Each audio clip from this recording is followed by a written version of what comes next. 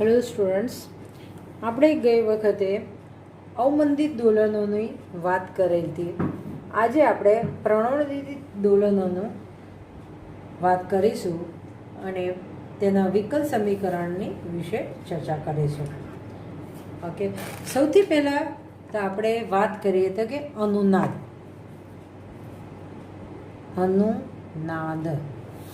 અનુનાદ એટલે શું? કે આપણને ખબર છે કે ફોર્ક, ચીપિયો, એ તમે પ્રેક્ટિકલમાં 11 કે 12માં તમે કર્યું જ હશે. તમે અફડાવો છો, બરાબર? અને એનો પ્રેક્ટિકલ્સ તમે કર્યો હતો તો એક કાચની નળી હતી, તેમાં પ્રવાહી તમે ડૂબાડતા હતા, અહીંયા આગળ ફોર્ક રાખતા હતા, બરાબર? અહીંયા આગળ તમને અવાજ સંભળાતો હતો, બરાબર? અનુનાદ એટલે કુદરતી અને કૃત્રિમ આવૃત્તિ જ્યારે સમાન બને ત્યારે એની સમજૂતી છે, બરાબર? વ્યાખ્યા નથી, માઇન્ડમાં રાખો. કુદરતી આવૃત્તિ અને કૃત્રિમ આવૃત્તિ જ્યારે સમાન બને ત્યારે અનુનાદ થાય. જનરલાઇઝ એની સમજૂતી છે. તો આમાં કુદરતી આવૃત્તિ કઈ હશે અને આ કૃત્રિમ આવૃત્તિ કઈ હશે? કુદરતી આવૃત્તિ એટલે કે તમને ચીપિયા ઉપર તમે વાંચ્યું જ હશે કે 512 છે, હર્ટ્ઝ છે, પછી 480, એ બધું શું છે? એની કુદરતી આવૃત્તિ છે, એટલે કે ચીપિયાની પોતાની આવૃત્તિ કહેવાય. કૃત્રિમ કઈ થઈ? તો આ જે વચ્ચે પાઇપ હતી એની અંદર જે હવા રહેલી હતી એ હવા આ ચીપિયા દ્વારા અહીંયા આગળ હવામાં કંપનો જોવા મળે છે, બરાબર? કંપનો થાય છે. એટલે કુદરતી આવૃત્તિ અને કૃત્રિમ એટલે કે આના દ્વારા અહીંયા આગળ હવામાં દોલનો થાય. અને એ વખતે જ્યારે એક આખું આવૃત્તિ રચાય, બરાબર, ત્યારે મહત્તમ અવાજ આવે. બરાબર? ઓકે, 2 હશે તોય અવાજ તો આવશે, 3 હશે તો પણ અવાજ આવશે, પણ મહત્તમ ક્યારે થશે? કે તો કે એક આવૃત્તિ અહીંયા રચાશે, એક આવી રીતે રચાશે તો જ અહીંયા મહત્તમ તમને અનુનાદ સંભળાશે. ઓકે, બરાબર? એટલે કે કુદરતી આવૃત્તિ અને કૃત્રિમ આવૃત્તિ જ્યારે સમાન બનશે ત્યારે અનુનાદ થશે. હવે તમને એક ક્વેશ્ચન બીજો થવો જોઈએ. તમે અમુક જગ્યાએ અથવા કે આ સેમમાં ભણ્યા જશે LCR પરિપથ. L એટલે કે ગૂંચળું, C, L, C અને R. તમે મારું દોરેલું જોયું હશે કે આ ગૂંચળું એટલે કે આવી રીતે દોરવાનું, S, C એટલે આવી રીતે અને R. અહીંયા ગઈ તમે AC આપો છો સપ્લાય, બરાબર? AC એટલે અલ્ટરનેટિવ કરંટ આપો છો. જ્યારે તમે AC આપો છો અહીંયા આગળ પણ અનુનાદ થાય છે, અને અનુનાદ થાય છે એટલે તમને એના લીધે રેઝોનન્સ આવૃત્તિ મળે છે. આઈ વર્સિસ ફ્રીક્વન્સીનો તમે આલેખ દોરો, તેથી આવી રીતે રેઝોનન્સ થાય. આ પીક છે, ઓકે, એને FR કહીએ અને આને IR કહીએ છીએ, બરાબર? એટલે કે R મીન્સ રેઝોનન્સ આવૃત્તિ, એટલે કે મહત્તમ આવૃત્તિ મળે છે. હવે ક્વેશ્ચન એ થાય, જે મેં કીધું કુદરતી અને કૃત્રિમ આવૃત્તિ સમાન બને ત્યારે, બરાબર? એટલે અહીંયા આગળ કુદરતી અને કૃત્રિમ કઈ થઈ? કે કુદરતી આવૃત્તિ એટલે શું થયું? આની AC સપ્લાય તમે આપો છો તો એની પોતાની આવૃત્તિ હોય છે, 230 હર્ટ્ઝ હોય, 220 હોય, વોટેવર હોય, જે આપણે ઇન્ડિયામાં છે એ અહીંયા આગળ તમે અહીંયા આગળ આપો છો. L એટલે કે XL એટલે કે JωL, આપણે બધા જાણીએ છીએ. J એટલે કે 2πfL થાય, બરાબર? અને એવી રીતે XC = 1/jωC, C = J2πfC. અહીંયા F બદલાય. અહીંયા F ક્યાંથી આવ્યું? એ F આની છે. આ વૃત્તિ અહીંયા અસર કરે અને એના લીધે એનું રિએક્ટન્સ અહીંયા આગળ મળે. અહીંયા આગળ ફ્રીક્વન્સી અહીંયા આવે અને એ ફ્રીક્વન્સીનું રિએક્ટન્સ એટલે કે કેપેસિટર રિએક્ટન્સ અહીંયા આગળ આવે. જો અહીંયા ઘડી એસી તમે સપ્લાય આપો છો, એ જે ફ્રીક્વન્સી છે એ કુદરતી આવૃત્તિ છે, બરાબર. એક શું છે? કુદરતી. તમે એનો જનરેટર છે, એટલે કે એને આપણે બીજું શબ્દમાં કહીશું AFO, રાઈટ. AFO એટલે કે ઓડિયો ફ્રીક્વન્સી ઓસિલેટર, એટલે કે શ્રાવ્ય આવૃત્તિનો જનરેટ કરે છે, ઉત્પન્ન કરે છે, એટલે એને AFO કીધું, બરાબર. એટલે કે કુદરતી આવૃત્તિ એટલે કે આની, અને કૃત્રિમ એટલે કે આ ફ્રીક્વન્સી અહીંયા આમાંથી પસાર થશે, એટલે કે એમાં જશે, એટલે એનું જે રિએક્ટન્સ બદલાય છે, એટલે આના દ્વારા આનું રિએક્ટન્સ બદલાય છે, આ બેનું, બરાબર. તો એ કુદરતી અને કૃત્રિમ આવૃત્તિ એ વખતે સમાન બનશે, અને એ જ આપણે સમીકરણ તમે સ્ટડી કર્યું જ હશે, રાઈટ. અને એટલે અહીંયા ઘડી આવી રીતે પીક મળે છે. એટલે અહીંયા ઘડી સિગ્નલ્સ કયું છે? અહીંયા ઇલેક્ટ્રિકલ સિગ્નલ છે, ઓકે.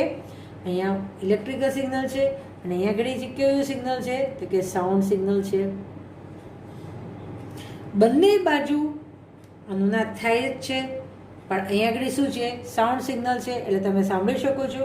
અહીંયા ઇલેક્ટ્રિકલ સિગ્નલ છે, એટલે તમે અવાજ સાંભળી શકતા નથી. અનુનાદ તો બંને જગ્યાએ. હવે હું તમને થોડુંક આગળ કહું, આમાં મારે અવાજ સાંભળવો છે તો શું કરવું પડે? તો કે અહીંયા આગળ સ્પીકર લગાવવું પડે. સ્પીકર શું કરે? કે ઇલેક્ટ્રિકલ સિગ્નલનું સાઉન્ડ સિગ્નલમાં કન્વર્ટ કરે છે સ્પીકર, બરાબર. તો આ ઇલેક્ટ્રિકલ સિગ્નલ જે અહીંયા આગળ તમે જનરેટ થયું એને સ્પીકર મૂકો, એટલે તો તમે રિલેટેડ મૂકો તો તમે અવાજ સાંભળી શકો, ઓકે. એટલે અનુનાદની કન્સેપ્ટ તમને અહીંયા આગળ ક્લિયર થયો હશે, આઈ હોપ. ઓકે, હવે આપણે આગળ લઈએ કે પ્રણોદિત દોલનો એટલે શું? પ્રણોદિત દોલનો અને તેનું વિકલન સમીકરણ. જ્યારે કોઈ યાંત્રિક તંત્ર માધ્યમમાં કોઈ સરળ આવત ગતિ કરે છે, ત્યારે સમય વધતાની સાથે દોલિત તરંગોનો કંપવિસ્તાર ઘટતો જાય છે, બરાબર. દોલિત તરંગોનો કંપવિસ્તાર ઘટતો જાય છે, એટલે કે માધ્યમમાં અવમંદન બળો હંમેશા હાજર હોય છે. આવી સ્થિતિમાં કોઈ તંત્રમાં દોલનો જાળવી રાખવા હોય તો તેના પર બાહ્ય આવર્તક બળ લગાડવું જોઈએ. બાહ્ય આવર્તક બળની અસર હેઠળ થતા તંત્રના દોલનોને પ્રણોદિત દોલનો અથવા તો ઇંગ્લિશમાં કહે છે ફોર્સ ઓસિલેશન. એટલે કે બહારથી તમે બાહ્ય બળ આપો તો પછી એ દોલનો કેવા થાય? ચાલુ રહી શકો છો. જો બાહ્ય બળ કે આવર્તક બળ તેને ft વડે દર્શાવીએ તો ft is equal to f0 e raise to i omega t, એટલે કે f0 cos omega t plus i sin omega t બાહ્ય બળ માટે છે, ઓકે. એટલે કે ft is equal to f0 cos omega t plus i f0 sin omega T આપણને મળે છે, જ્યાં ઓમેગા એ બાહ્ય આવર્તક બળની કોણીય આવૃત્તિ છે. બાહ્ય આવર્તક બળની કોણીય આવૃત્તિ છે. આમ દોલિત કરતું યાંત્રિક તંત્ર બધા જ બળોની હાજરીમાં પુનઃસ્થાપક બળ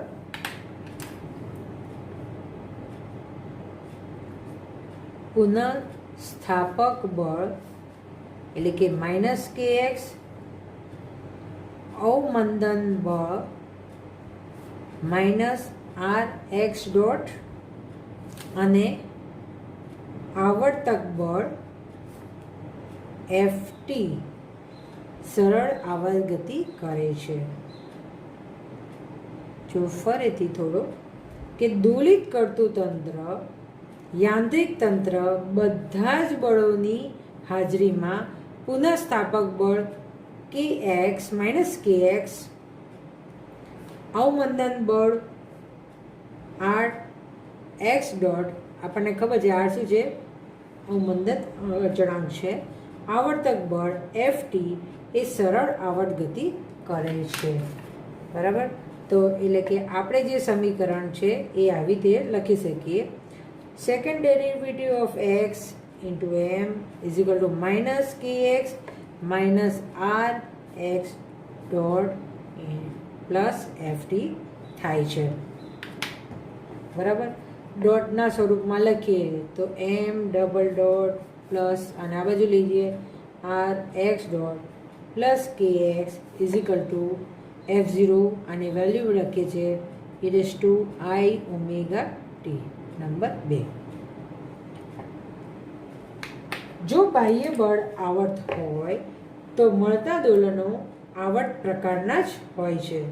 તેથી સ્થાનાંતર x પણ સમયની સાથે આવર્ત રીતે બદલાય છે. એટલે કે સમીકરણ 2 નો ઉકેલ x is equal to a e raise to i omega T આપણને મળે છે. હવે જે વસ્તુ જોઈએ છે અહીંયા એક્સ ડોટ એટલે કે પહેલું વિકલન જોઈએ છે, અહીંયા દ્વિતીય વિકલન જોઈએ છે, એટલે કે dx by dt is equal to x dot is equal to a i omega. બરાબર. આની સાપેક્ષે વિકલન i ઓમેગા ટી. હવે દ્વિતીય વિકલન એટલે કે આ સમીકરણનું દ્વિતીય વિકલન એટલે આવી રીતે લખાશે a i omega t i omega t e raise to i omega t i એટલે કે -1 a omega square e raise to i omega T આપણને મળશે. આ સમીકરણો બધી કી વેલ્યુઝ આપણે 2 માં મૂકીએ એટલે શું મળશે, m minus a omega square e raise to i omega t plus r first derivative છે a i omega e raise to i omega t plus k x છે એટલે કે એ e raise to i omega t is equal to f0 e raise to i omega t. હવે ઉપરના સમીકરણમાં આ common છે, રાઈટ, એટલે આપણે કાઢીએ છીએ એટલે minus m a omega square plus r a i omega plus કે એ ઇઝ ઇક્વલ ટુ f0 આપણને મળે. હવે એ સમીકરણને ફરીથી આપણે એ કોમન કાઢીએ એટલે કે એ બ્રેકેટમાં માઇનસ m ઓમેગા સ્ક્વેર આવી રીતે લખી શકું plus i r w plus કે ઇઝ ઇક્વલ ટુ f0. હવે એ ઇઝ ઇક્વલ ટુ આને હું આ પદને નીચે લઈ જઉં છું.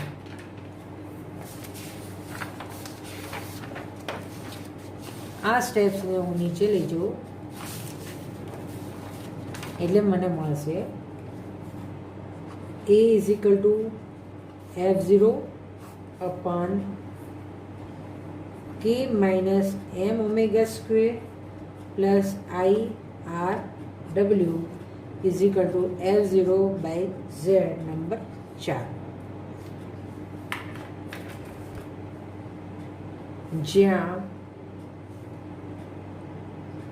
z i વાળું પદ છે એટલે કે સંકર સંખ્યા છે is equal to k minus m omega square plus i r omega છે. હવે હું પછી એને જ એના એટલે કે મારે absolute value of Z square મેળવવું છે માટે ઝેડ ઇન્ટુ ઝેડ સ્ટાર. બરાબર. ઝેડ સ્ટાર એટલે શું થાય, કે માઇનસ ઓમેગા સ્ક્વેર એમ, આવું થોડુંક ઉલટું લખી ગયું, plus I R omega. Okay, અને બીજું સ્ટેપ શું આવે? K minus omega square M minus I R omega. સ્ટારનો મતલબ એ થાય કે આ ખાલી ચેન્જ શું આવે? આ માઇનસનો સ્ટેપ આવે એ એમાં ઉમેરો થાય છે. બરાબર? એટલે પછી એક પ્લસ છે અને માઇનસ છે, એટલે હું આવી રીતે લખી શકું કે માઇનસ એમ ઓમેગા સ્ક્વેરનો સ્ક્વેર માઇનસ આઈ આર ઓમેગાનો સ્ક્વેર. એક પ્લસ અને એક માઇનસ એટલે A square minus B square થાય. એટલે શું થશે? કે ડોટ એમ ઓમેગા સ્ક્વેરનો square minus I square minus R omega square. બરાબર? એટલે કે એબ્સોલ્યુટ ઝેડ સ્ક્વેર એટલે કે માનાંકમાં ઝેડનો સ્ક્વેર કે આ માઇનસ છે, માઇનસ છે, કે માઇનસ એમ ઓમેગા સ્ક્વેરનો સ્ક્વેર આનું શું થાય? -1 એટલે માઇનસ ને માઇનસ પ્લસ થઈ જાય. આર સ્ક્વેર ઓમેગા સ્ક્વેર આપણને મળે. એટલે કે Z equal to K minus omega સ્ક્વેરનો square plus R square omega square અને 1 નંબર 6 આપીએ છીએ. ફિફ્થ ક્યાંક વચ્ચે, ઓકે, આ ફિફ્થ આપો તમે, તો ફિફ્થ અને 6 છે. હવે કે કાલ્પનિક જે સંખ્યા હતી કે z is equal to absolute z e raise to I theta હોવાથી, બરાબર, એ આપણને ખબર છે કે એબ્સોલ્યુટનું વેલ્યુઝ આવી રીતે મળે છે ઝેડનો. એટલે શું થાય? ઝેડ ઇઝ ઇક્વલ ટુ શું થાય? K minus M omega square બ્રેકેટમાં આઈ આર ઓમેગા, જે ફિફ્થની વેલ્યુ જ અહીંયા લખેલી છે મેં, અને રાઈટ સાઈડ જે ઝેડની વેલ્યુ છે એ લખું છું કે root K minus M omega સ્ક્વેરનો square plus R square omega square. Okay, આ કોની વેલ્યુ લખ્યું? આ ઝેડની લખ્યું. E raise to I theta. E raise to I theta એટલે શું થાય? આપણને ખબર છે કે ઈ રેઝ ટુ આઈ થીટાની જગ્યાએ હું આ લખી શકું cos theta plus i sine theta. હું આની જગ્યાએ મેં આ અહીંયા આગળ લખ્યું છે. બરાબર? હવે હું એને દરેક પદને આને આની સાથે આને આની સાથે હું જોઈન કરું છું, એટલે મને મળશે ઇઝ ઇક્વલ ટુ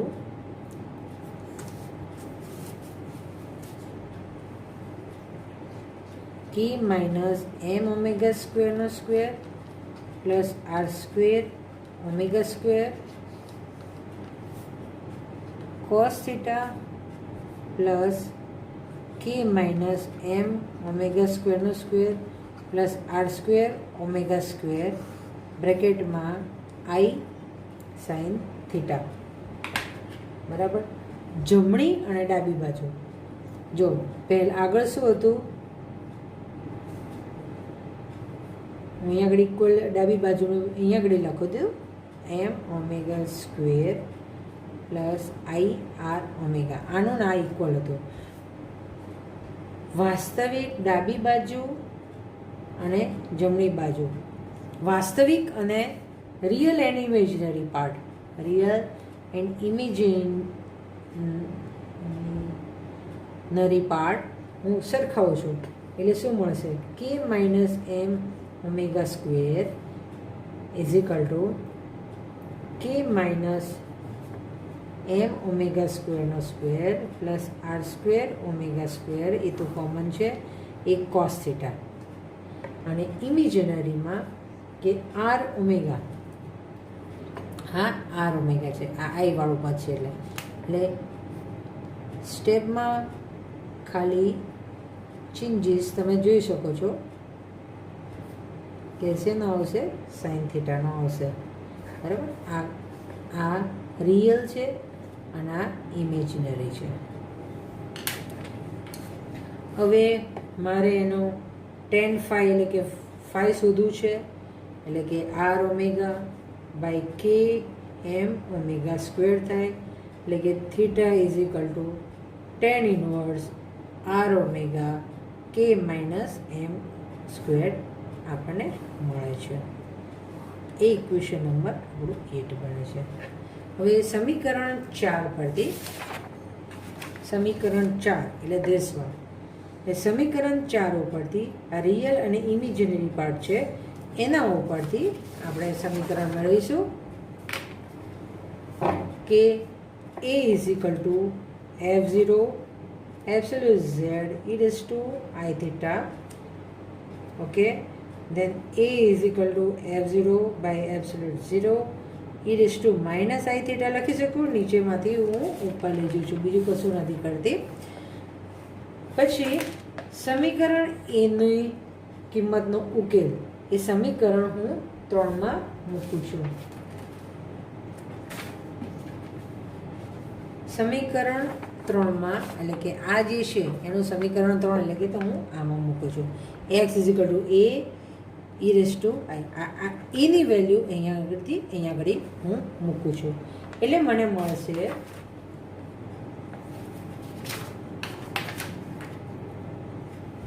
મળશે કે x is equal to f0 absolute z e raise to I theta E raise to i omega t. Okay, અને એને આપણે થોડું વ્યવસ્થિત લખવું હોય તો equal two f0 by z e raise to i omega t minus theta અને બાર ટી. ઓમેગા ટી રાખીએ છીએ આપણે, એટલે આ સમીકરણ આપણને મળે છે. બરાબર. એના સમીકરણ 9 નંબર આપણને મળે. હવે આ સંકર સંખ્યાનો ઉકેલનો અર્થ એવો થાય કે બાહ્ય બળ f0 cos ઓમેગા ટી હોય તો, એટલે કે ઓમેગા ટી, અને આપણે ઈ રેઝ ટુ આઈ એક્સના જે સમીકરણમાં કોસને સાઇનમાં આપણે કન્વર્ટ કરવું હોય તો આપણે આને આ જ સમીકરણને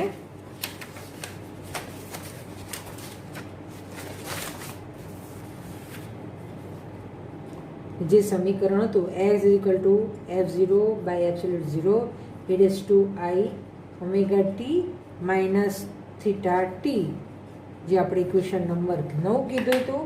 અને એને આપણને ખબર છે e raise to I theta is equal to cos theta plus i sine theta હોય તો જો f0 બાહ્ય બળ લગાડીએ તો x is equal to f0 by z cos omega t minus theta t આપણને મળે. ટી અંદર લઈ લઈએ આપણે અહીંયા આગળ. બરાબર. ટી અહીંયા આગળ લીધો છે એટલે આપણે બહાર નહીં રાખતા, અંદર જ ટી રાખીએ છીએ, થીટા ટીને. ઓકે, તો આવી રીતે આપણને ઇક્વેશન્સ મળે છે. બરાબર.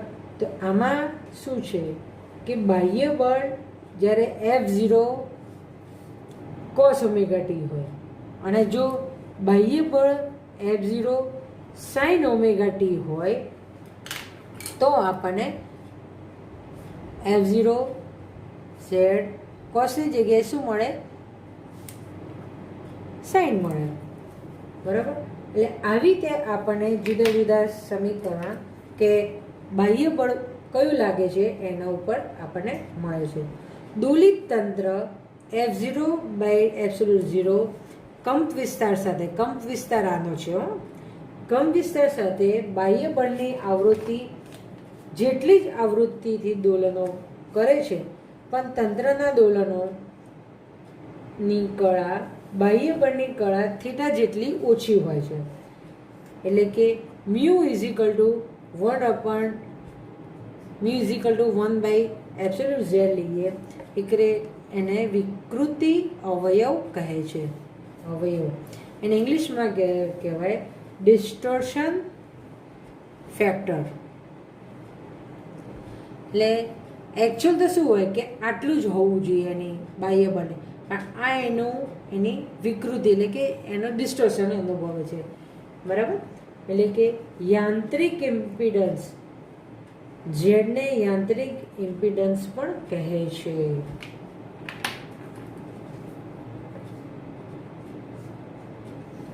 ઝેડ ઇઝ ઇક્વલ ટુ યાંત્રિક ઇમ્પિડન્સ અવયવ, એટલે કે ઇંગ્લિશમાં કહેવાય મિકેનિકલ ઇમ્પિડન્સ ફેક્ટર. આ તો જુદા જુદા નામ આપણને જ વાત થઈ છે. એટલે કે આ તમને કહે કે ડિસ્ટોર્શન વિકૃતિ શું, તો કે મ્યુ ઇઝ ઇક્વલ 1/z છે, ડિસ્ટોર્શન ફેક્ટર્સ છે. અને ઝેડ છે એ શું છે, યાંત્રિક એટલે કે મિકેનિઝમ એની ઇમ્પિડન્સ છે, બરાબર. હવે આપણે એના પછી લઈશું કે અનુનાદ પોઈન્ટ છે. અનુનાદ શોધવો હોય તો વિકૃતિ અવયવ 1/, આ જે છે એને કોણીય આવૃત્તિનું વિધેય છે, બરાબર. એટલે આપણે એને mu omega is equal to ઝેડની જ વેલ્યુ લખીએ છીએ, બીજું કશું નથી કરતા. k minus m omega square plus r square omega square, પણ અહીંયા આગળ શું છે, એબ્સોલ્યુટ છે એટલે માટે રૂટ આવશે છે. ઓકે, એટલે w ટેન્સ ટુ ઇન્ફિનિટી લઈએ, આનો ઇન્ફિનિટી હોય તો મ્યુ ટેન્સ ટુ 0 મળે છે, જે દર્શાવે છે કે બાહ્ય આવર્ત બળની આવૃત્તિ ખૂબ જ મોટી લેવામાં આવે છે તો દોલનોનો કંપ વિસ્તાર 0 એટલે કે નહીવત જેટલો હોય છે. અને બીજી છે કે જ્યારે આવૃત્તિ 0 હોય તે મ્યુ આ 0 થઈ જાય, આ 0 થઈ જાય, આ 0 થઈ જાય, એટલે હવે શું થાય, k સ્ક્વેર થયું, એટલે કે 1/k થઈ જશે. એટલે કે 1/k જેટલું 1/k મ્યુ એટલે શું થશે, વિકૃતિ 1/k ક્યારે બને, કે જ્યારે એની આવૃત્તિ 0 હોય ત્યારે. એટલે કે આ સ્થિતિમાં કંપ વિસ્તારનું મૂલ્ય, કંપ વિસ્તાર આપણને કેટલું મળે, ઉપરથી જોઈને તમે કહી શકો છો કે f0/k જેટલો મળે છે કંપ વિસ્તાર, બરાબર. એટલે આ કંપ વિસ્તાર આપણે કીધું હતું જ, કંપ વિસ્તાર એટલે કે આ કંપ વિસ્તાર છે એટલે f0/k. ઓકે, એટલે કે ઝેડ છે, ઝેડની જગ્યાએ આપણે શું મૂકીએ છીએ, આ મૂકીએ છીએ, એટલે કંપ વિસ્તાર આપણને f0/k મળે છે. મ્યુ ટેન્સ ટુ 0 હોય એ સ્થિર, એટલે કે આવર્ત નથી હોતું, આવર્ત બળ દર્શાવે છે, આવર્ત નથી હોતું. અને જો k is equal to m omega square હોય એ વખતે આના ઉપરથી omega is equal to √k/m આપણને, કે તંત્રની પ્રાકૃતિક આવૃત્તિ જેટલી લઈએ ત્યારે આપણને કંપ વિસ્તાર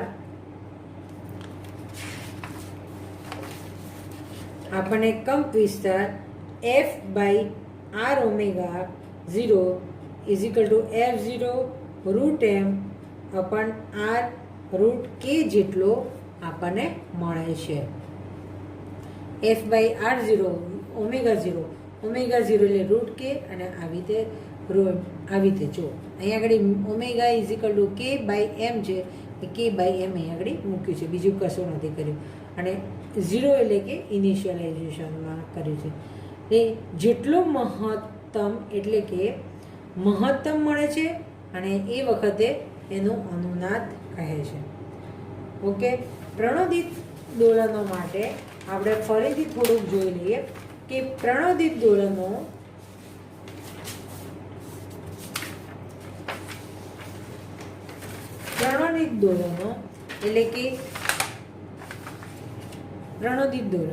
એટલે કે યાંત્રિક માધ્યમમાં જ્યારે સરળ આવર્ત ગતિ કરે છે ત્યારે સમય વધતાની સાથે એ શું થાય કે ધીરે ધીરે ઘટતો જાય. પણ એને શું કરીએ છીએ કે આપણે બાહ્ય બળ આપીએ છીએ, બાહ્ય બળ આપીએ તો કે ગતિ ચાલુ રહે છે. તો એ વખતે પુનઃસ્થાપક બળ kx, અવમંદન બળ r ડોટ -r x ડેટ આવર્તક બળ FT છે અને એ બધાનું ભેગું કરીને આપણે આ ઇક્વેશન્સ આપણને ખબર જ છે. એનું પહેલું ડોટ સ્વરૂપે લખતા તો આપણને આ સમીકરણ મળે છે અને એનો ઉકેલ જો x is equal to a e i omega t હોય, એનો ઉકેલ હોય તો આપણને એનો ઉકેલનો અહીંયા આગળ પહેલું વિકલન કરો એટલે આપણને આ મળે. દ્વિતીય વિકલન જોઈએ છે માટે દ્વિતીય વિકલન કર્યું અને એટલે આપણને એ મળ્યું, આ મળ્યું. હવે આ બધા સમીકરણને આપણે ક્યાં આગળ મૂકીએ છીએ કે ઉપરની બાજુ મૂકીએ છીએ, એટલે કે સમીકરણ 2માં મૂકીએ છીએ. એ 2માં મૂકીએ એટલે આપણને શું મળ્યું કે m x ડબલ ડોટ એટલે કે આ વેલ્યુ મૂકી, r x ડોટ એટલે આ મૂકી, k x એટલે આ મૂકીએ અને f0 આ મૂકીએ. પછી આમાંથી શું કર્યું e raise to i omega t આપણે કોમન લઈ લીધું. એ કોમન લઈ લીધા પછી આપણને આવી રીતે સમીકરણ મળ્યું, બરાબર. એ સમીકરણ મળ્યા પછી એના ઉપરથી આપણે આ કોમન લીધું એટલે કે એ દરેકમાંથી આપણે કોમન લઈ લીધું. ઓકે, એ કોમન લઈ લીધા પછી અને એના પછી આપણને આ સમીકરણ આપણને મળ્યું છે, બરાબર. એટલે કે એ ઇઝ ઇક્વલ ટુ f0 કે m ઓમેગા સ્ક્વેર પ્લસ આના f0, આને z આપણે તરીકે દર્શાવ્યું છે. અત્યારે શું કીધું આપણે, ખાલી આને સંકર સંખ્યા રીતે જ લીધું, બરાબર. સંકર સંખ્યામાં z આ છે અને એને એનું કોમ્પ્લેક્સ એટલે સ્ટાર કહીએ છીએ. એટલે કે ખાલી શું આ જે સંકર સંખ્યા છે એની જગ્યાએ શું મૂકીએ માઇનસ સાઇન. અને આપણને ખબર છે a માઇનસ બી અને a પ્લસ બી એટલે શું થાય a square minus B square. એ જ વસ્તુ અહીંયા આગળ એપ્લાય કર્યું છે એટલે આપણને આવી રીતે મળે છે. આ સ્ક્વેરનો મતલબ શું થાય -1 માઇનસ માઇનસ પ્લસ એટલે કે આપણને આવી રીતે મળે છે. એટલે કે absolute z is equal to આ મળે. એટલે કે z is equal to absolute z જે આપણે સંકર સંખ્યામાં આપણે ઓલરેડી જાણીએ છીએ e raise to i theta, બરાબર. એટલે એના ઉપરથી i થીટા ઉપરથી એટલે આપણને ઝેડની વેલ્યુ જે છે આ ઝેડની વેલ્યુ એબ્સોલ્યુટ ઝેડ એટલે કે આ મૂક્યું અને પછી શું મૂક્યું આપણે e raise to i theta. i થીટાની જગ્યાએ શું મળ્યું cos theta plus i plus sine theta મૂક્યું, બરાબર. e રેઝ ટુ અને એના પછી આપણે મૂક્યું કે ઇમેજનરી પદ અને આને રિયલ બંનેને સરખાવ્યું. રિયલની સાથે સરખાવ્યું, આની સાથે સરખાવ્યું કારણ કે આઈ નથી અને આઈવાળું પદને આઈ સાથે એટલે કે ઇમેજનરી સાથે સરખાવ્યું. એટલે આપણને ફાઇનલી આવી રીતે ઇક્વેશન્સ મળે છે. પછી આપણે જોયું તો આપણે થીટા જોઈએ છે માટે ટેન થીટા એટલે કે R omega t sine upon cos આપણને ખબર જ છે કે ટેન્જન્ટ થાય, બરાબર. એટલે કે સાઇન અપન કોસ એટલે કે આર ઓમેગા અપન આ મૂક્યું એટલે થીટાની વેલ્યુ મળી. હવે આપણે એમ્પ્લિટ્યૂડ કંપ વિસ્તારોની વાત કરીએ. એ સમીકરણ અગાઉ હતું એટલે કે f0 absolute z e raise to i omega T એની વસ્તુ અહીંયા આગળ લઈ દે અને આપણને આ રીતે વેલ્યુઝ મળી છે, બરાબર. હવે એના પરથી કે આપણને જે બીજું એની કિંમત મૂકીએ છે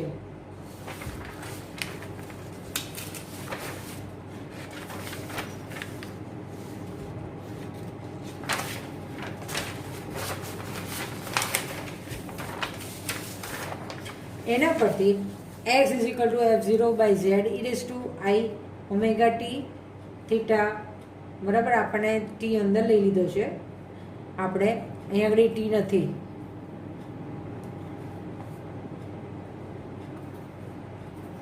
એ raise to I theta is equal to cos theta plus I omega T આપણને ખબર છે એને યુઝ કરીએ એટલે કે જો એનો f0 કોસ ઓમેગા ટી એનો જો બળ લાગે બાહ્ય બળ તો એનું સૂત્ર આ થશે અને જો બાહ્ય બળ સાઇન ઓમેગા ટી એટલે કે સાઇન બાજુનું હોય એટલે કે કહેવાનો મતલબ કે જ્યારે આપણે કોઈ પણ બળ વિશે વાત કરીએ છીએ તો એક્સનો ઘટક કોસ બાજુ હોય અને અહીંયા આગળ સાઇનનો ઘટક હોય એટલે કે બળ કઈ બાજુ લાગે છે એ પ્રમાણે એનું સ્થાનાંતરનું સમીકરણ આપણે મેળવીએ છીએ. અને એટલે કંપ વિસ્તાર એટલે શું થાય આ એનો કંપ વિસ્તાર છે એટલે કે f0 બાય એબ્સોલ્યુટ ઝેડ, બરાબર. પણ હવે આપણે કહીએ છીએ કે મ્યુ ઇઝ ઇક્વલ ટુ શું છે તો કે 1/z. જ્યાં મ્યુ ઇઝ ઇક્વલ ટુ વિકૃતિ અવયવ ડિસ્ટોર્શન ફેક્ટર છે. ઝેડ ઇઝ ઇક્વલ ટુ યાંત્રિક ઇમ્પિડન્સ મિકેનિકલ ઇમ્પિડન્સ કે છે. અનુનાદ એટલે કે mu is equal to 1/z કીધું છે. ઓકે, અને જ્યારે મ્યુની વેલ્યુ અને એબ્સોલ્યુટ ઝેડની વેલ્યુ મૂકીએ છીએ અને પછી કહીએ છીએ કે મ્યુ ટેન્સ ટુ 0 ઇન્ફિનિટિવ હોય, આ ઇન્ફિનિટિવ હોય એટલે આ શું થઈ જાય? 0 થઈ જાય. અને જ્યારે 0 હોય ત્યારે 1/k થઈ જાય. આ 0 0 થાય એટલે 1/k થાય, એટલે કમ્પીસર F0/k મળે છે. બરાબર. એટલે બાહ્ય બળ જો આપણને k is equal to m omega square હોય તો બાહ્ય બળ omega is equal to √k/m જેટલું હોય તો આપણને આ સમીકરણ અહીંયા મળે છે. એટલે કે મહત્તમ અનુનાદ આવા વખતે આપણને પ્રોવાઈડ થાય છે. ઓકે, નેક્સ્ટ લેક્ચરમાં આપણે મળીએ છીએ.